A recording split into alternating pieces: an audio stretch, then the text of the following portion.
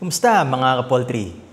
Ngayong nakapag-load na kami nung second grow namin, gusto kong balikan yung unang grow at i-share sa inyo kung ano yung mga naging sablay, yung mga pagkakamaling nagawa namin nung unang grow para maiwasan din ninyo na mangyari sa farm ninyo yung mga nangyari sa amin at sa case ko naman para masolusyonan para hindi na ito maulit-ulit.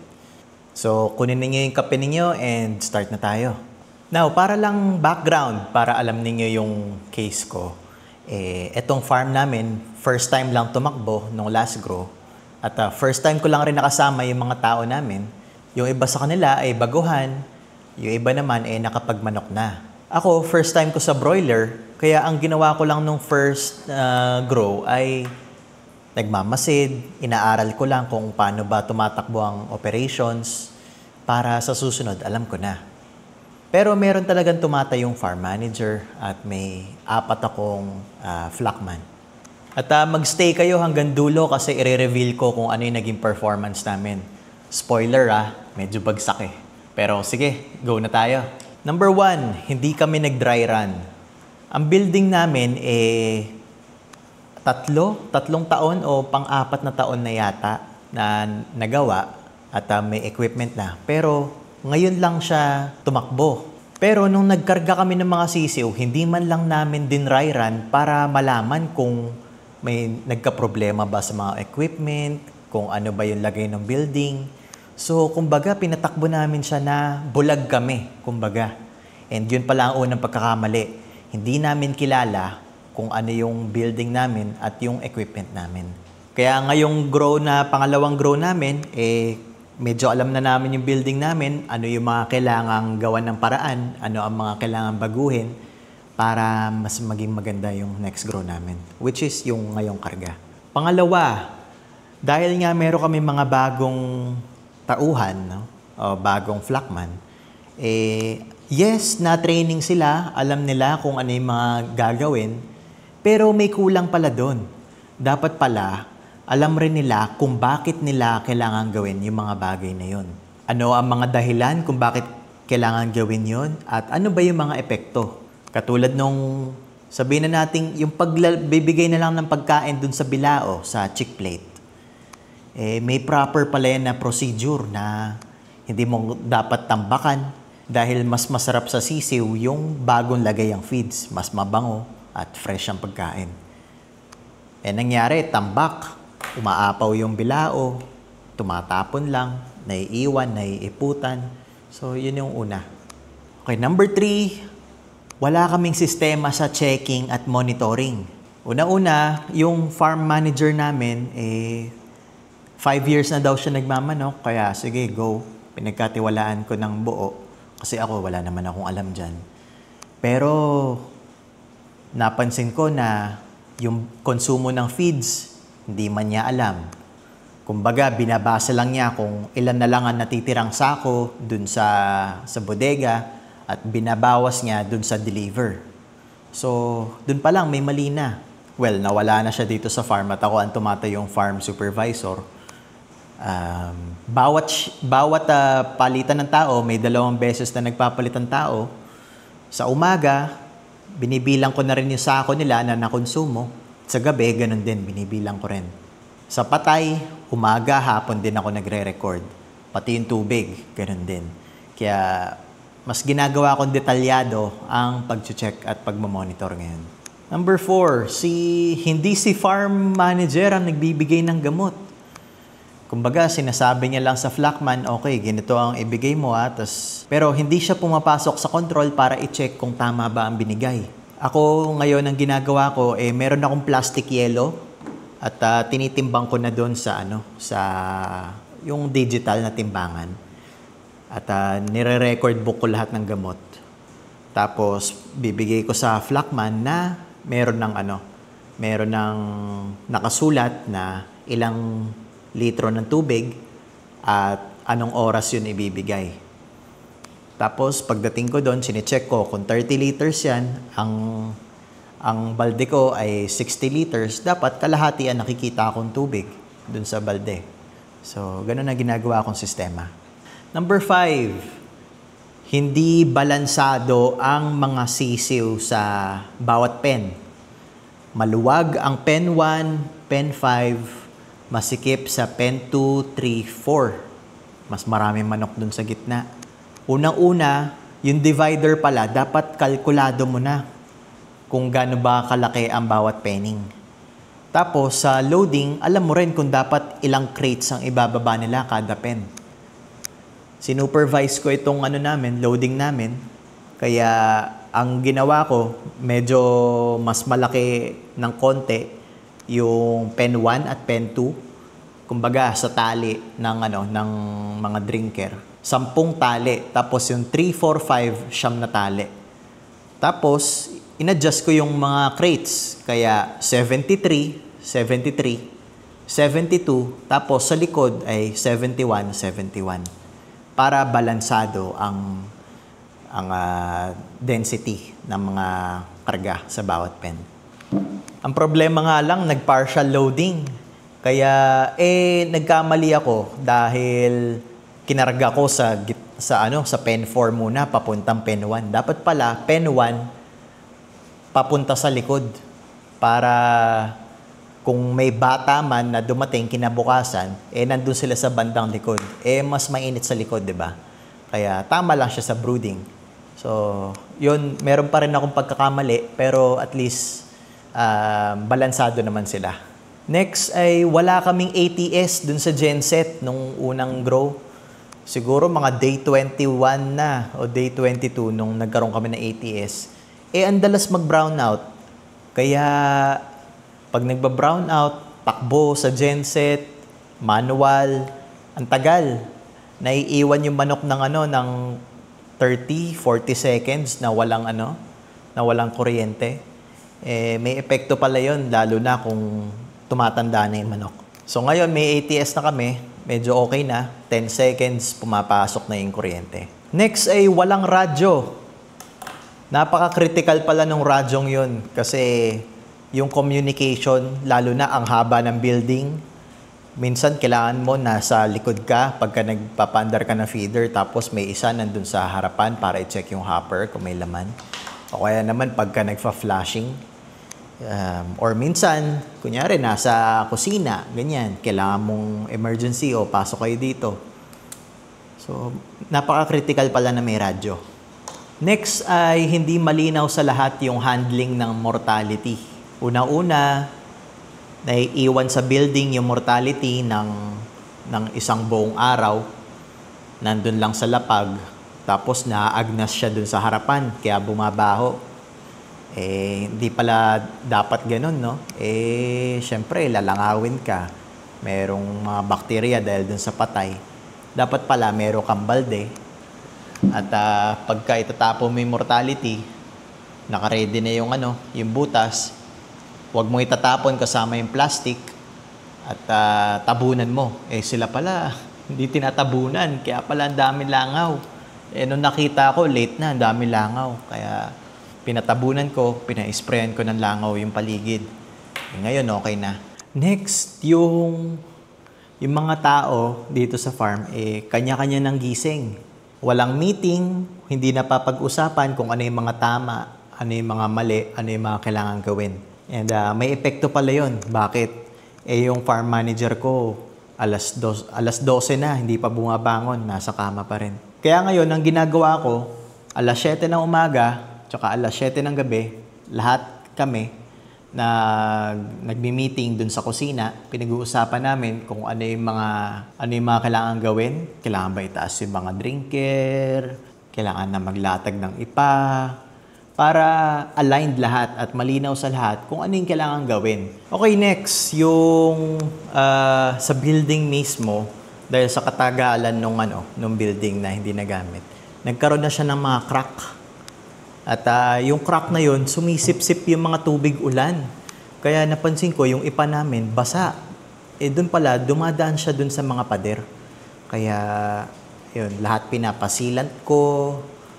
Yung mga siwang nung sa may blower, ganun din, sealant din, loob, labas, para airtight siya at watertight din. Next yun nga, yung sa may bilao, no, yung patuka sa mga sisiw, masyadong umaapaw.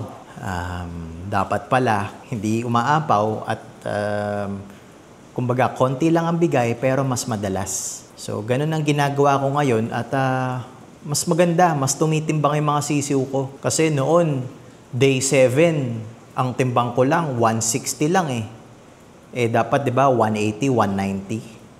Ngayon, day 5, meron na akong mga 150. May 145, ganyan, 150. So, mas maganda. Next ay, dahil bago rin ang mga taong kasama natin sa trabaho, yung mga flockman, kasama rin pala na kinikilala mo rin sila at yung ugali nila sa pagtatrabaho.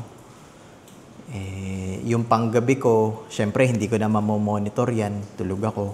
Pero napapansin ko na hindi ganong naglalakad sa mga sisiw. Ayun, kaya tambak siya magbigay ng feeds para hindi siya masyadong papasok sa building, hindi siya masyadong maglalakad. Kasama pala yun, dapat masipag ang flockman para masipag din kumain ng mga sisiw. Kaya ngayon, ako mismo yung naglalakad. Every 2 hours, nilalakaran ko yung mga sisiw at ginigising ko sila para uminom at kumain.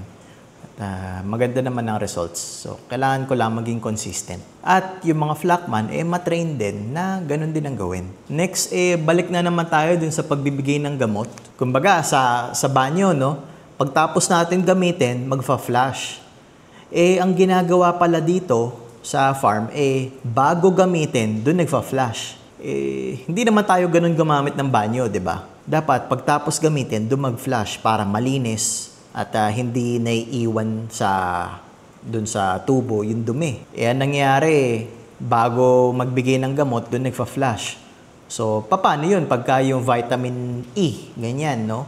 Malapot yun. Nagtatagal dun sa tubo. Katagalan, yun yung panggagalingan ng bara. So, ngayon, masipag kami sa pagfa-flush. Kada tapos ng isang gamot, flush. Tapos bigay ng pangalawang gamot, flush ulit.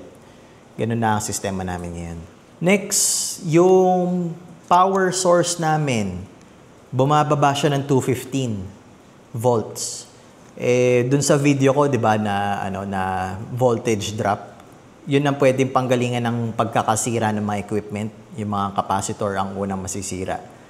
And problema kasi pagka naka-full blast ng namin, ng mga blower, bumababa yung voltahe namin ng 215. So, hanggang ngayon di ko pa nasosolusyonan. So, dapat habang isang fan pa lang o dalawang fan pa lang gumagana, dapat pala masolusyonan ko na, matawag ko na dun sa kumpanya. So, next, ito yung isa sa pinakamalaking pagkakamali, no? Ito yung dahilan kung bakit mababa ang timbang namin. Sa 4 na feeder line namin, 2 doon, hindi umaandar yung auger. Kaya minamano-mano. So, ano ang epekto nun? Kulang sa pagkain yung mga alaga. I think nasolusyonan lang namin yun day 20 na eh. So, ibig sabihin, magtatatlong linggo na mano-mano silang nagbubuhos dun sa feeder. Kaya talagang hindi titimbang ang mga manok ko nun. At syempre, nung araw na ginaayos yung auger, may stress naman sila. Dagdag rin yun na ilang araw, 3, 4 na araw bago makabawi sa stress. So, malaking factor yun. Meron pa isa nasira, yung pressure tank dun sa control na nasunog yung yung motor, yung capacitor una. Tapos nasunog. Ewan ko ba, may malas yata ako eh. Paano kasi dapat magti-trip yung breaker, pero hindi siya nag-trip. Dire-diretso siyang nasunog.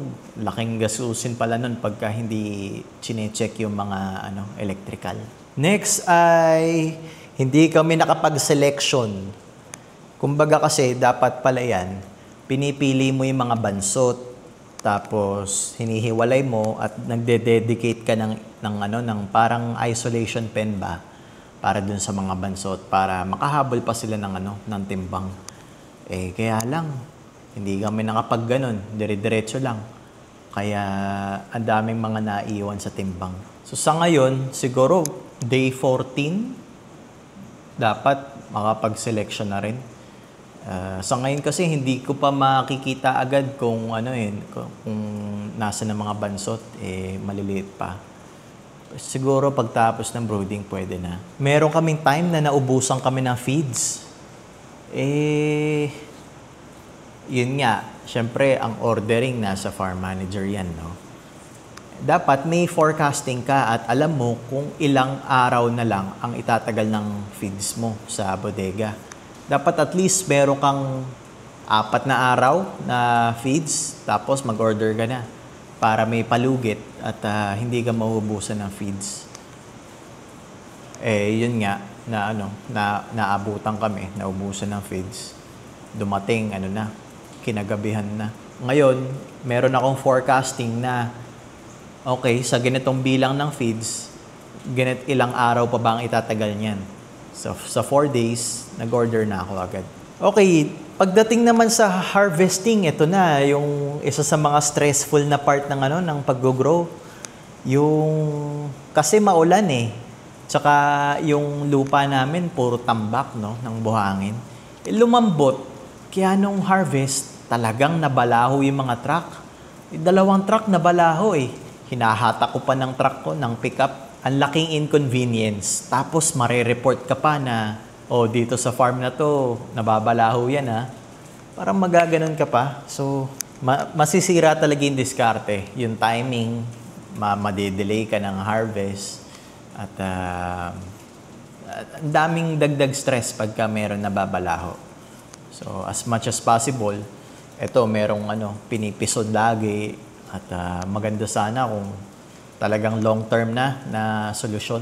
And then yung sa harvesting mismo, pinaunang harvestin yung mga masisikip na pen.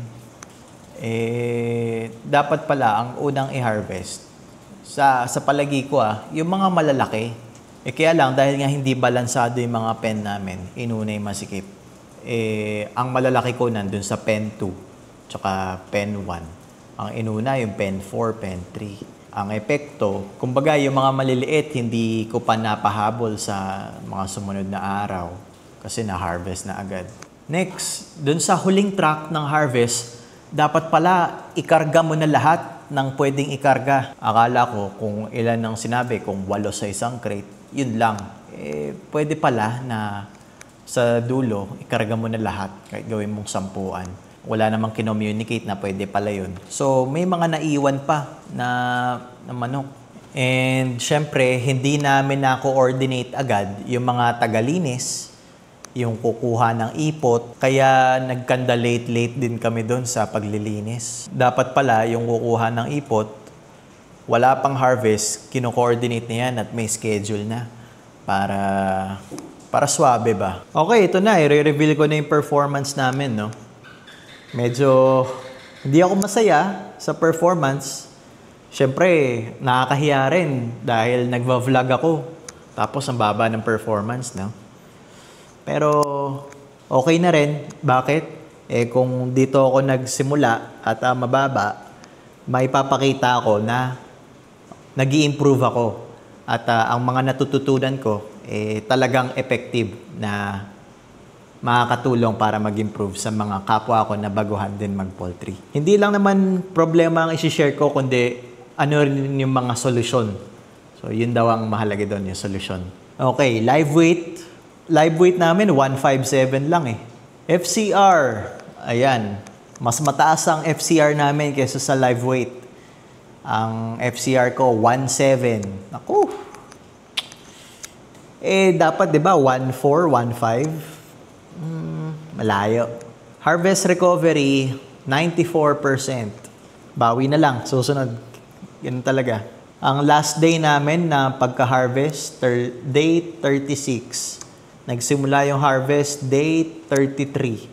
So, 157, day 33, no? Na nag-start nag-harvest. Ang baba talaga. Ang daming konsumong feeds, pero hindi tumimbang. So, ayun ang naging resulta ko. Challenge talaga. At desidido ako mapaganday pa yung yung grow ko. Bakit? Meron akong pangalan na gustong i-build up Nakikipag-usap ako sa mga doktor, mga consultant para mapaganda ang grow So, may gusto akong patunayan sa sarili ko At hindi ako titigil at hindi ako madi-discourage dahil lang meron akong isang grow na bagsak. Hindi naman ako namatayan.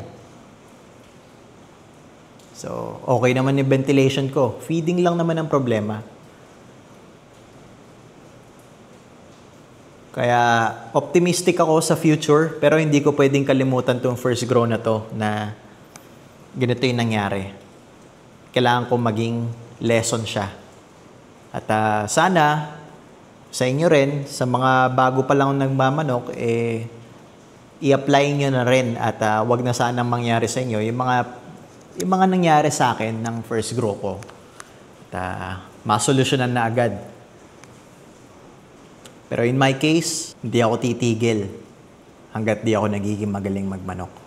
Pangako ko yan. At sa pagdating ng panahon na magaling na ako, mababalikan natin yung pinanggalingan ko na bagsak sa unang grow hanggang sa tuloy-tuloy pa rin akong gumaling dito sa pagmamanok. At sana pagka nakita ninyong channel na to, na Tunnel Vent Experts, maisip nyo, itong channel na to, totoo yan. Totoong tao yan, mapagkakatiwalaan yan. At hindi niya pinipeke yung resulta niya. At maraming salamat.